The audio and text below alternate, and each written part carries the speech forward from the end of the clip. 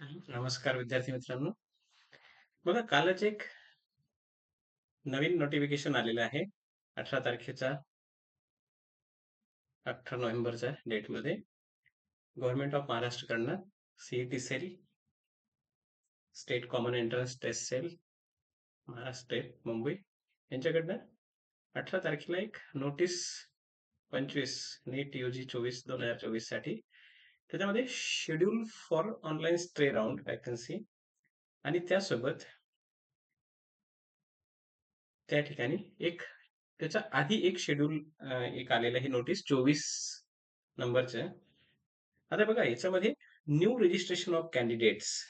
बघा जे विद्यार्थ्यांना बीएमएस, बीएचएमएस किंवा बीएमएस ला ऍडमिशन घ्यायचं होतं पण काही कारणांनी त्यांनी रजिस्ट्रेशन केलं नाही, त्या विद्यार्थ्यांसाठी ही सुवर्ण संधी आहे.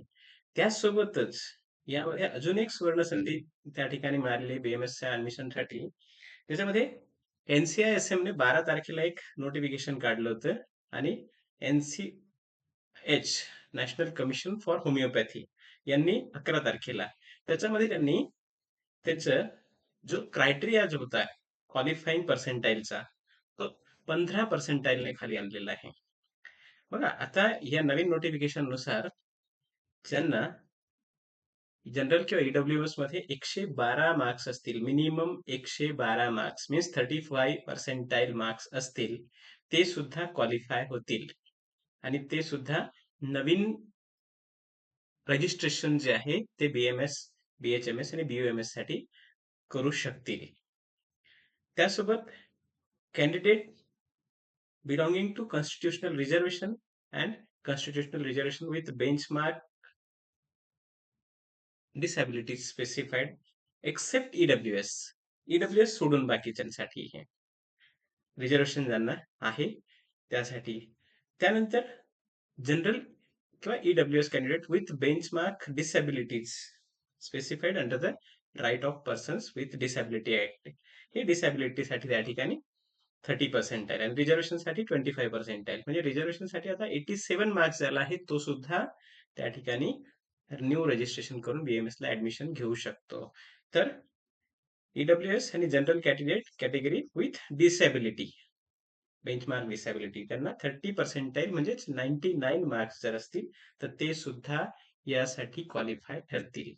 आणि त्यानुसार मग त्यांनी ते जे आहे हे जे शेड्यूल दिलेलं आहे त्यानुसार की तुम्ही ऑनलाईन रजिस्ट्रेशन आणि फी पेमेंट करून त्या ठिकाणी ग्रुप बी म्हणजेच बीएमएस, बीएचएमएस आणि बीयूएमएस साठी 19 ते 21 म्हणजे 21 तारखेचा 11:59 वाजे म्हणजे दुपारपर्यंत. Yes, 11:59 up to PM. Yes, तर त्या ठिकाणी रजिस्ट्रेशन तुम्हाला करता येईल. त्यासोबत तुमचे डॉक्युमेंट जे आहे, डॉक्युमेंट अपडेट जे आहे ते तुम्ही त्याच दरम्यान करू शकता. तुमची कंबाईंड मेरिट लिस्ट जी आहे ती 22 तारखेला येणार आहे, including newly registered and old जे आहेत त्यांचे पण. सीट मॅट्रिक्स जे आहे ते 22 तारखेलाच येईल, कोणत्या कॉलेजला किती सीट्स आहेत अवेलेबल आणि त्याच्यानुसार तुम्हाला त्या ठिकाणी मेरिट लिस्ट पण लागलेली असेल 22 तारखेला. देन प्रेफरन्स फॉर्म फिलिंग म्हणजे तुम्ही कोणत्या कॉलेजेसला किती जास्त सीट शिल्लक आहे त्याच्यानुसार तुम्ही तुमचे प्रेफरन्स फॉर्म जे आहे for newly registered candidate and eligible candidate who had registered earlier but were not allotted a seat, ज्यांना सीट मिळालेली नाही पण आधी त्यांनी रजिस्टर केलेलं आहे ते सुद्धा हे फॉर्म फिलिंग करू शकतात. यामध्ये सगळ्यात मोठा गोंधळ होतो विद्यार्थ्यांचा. मग आपले मार्क्स किती आहेत त्याच्यानुसारच आपण कॉलेजेस टाकायचे असतात. कोणत्या कॉलेजेसचं कुठपर्यंत मेरिट आलेलं आहे त्यानुसार त्या कॉलेजला आपण अप्लाय करायचं असतं. त्या कॉलेजचं फॉर्म फिलिंग आपण प्रेफरन्स फॉर्म जो आहे प्रेफरन्स फॉर्म त्यानुसार त्या ठिकाणी ठरवायचा असतो, ना की एक ठरलेल्या कॅटेगरीनुसार. की बऱ्याच वेळा काय होतं गव्हर्नमेंट एडेड नंतर प्रायव्हेट नाही, आपल्या मार्क्ससाठी कोणतं कॉलेज योग्य आहे त्यानुसार हा प्रेफरन्स फॉर्म फिलिंग झाला पाहिजे आणि ते आहे 22 पासून 25 पर्यंत. त्याच्यानंतर stray online stray vacancy round जो आहे तिसरा हा डिक्लेअर होईल 26 तारखेला आणि तुम्हाला फिजिकल जॉईनिंग साठी आणि ओरिजिनल डॉक्युमेंट आणि फीस डीडी चेक ते जे आहे ते घेऊन त्या कॉलेजला तुम्ही 27 तारखेपासून 30 तारखेपर्यंत संध्याकाळी 5:30 वाजेपर्यंत 30 तारखेच्या तुम्ही त्या कॉलेजला जाऊन रिपोर्ट करायला पाहिजे. तुम्ही केलं तरच तुमची सीट जी आहे ती त्या ठिकाणी रिझर्व्ह होते आणि ती तुम्हाला मिळते.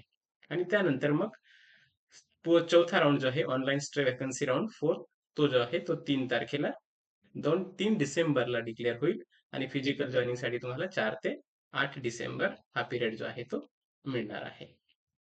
तर या पद्धतीने हे एक नवीन शेड्यूल आलेलं आहे. याच्या विद्यार्थ्यांनी नोंद घ्यावी. धन्यवाद.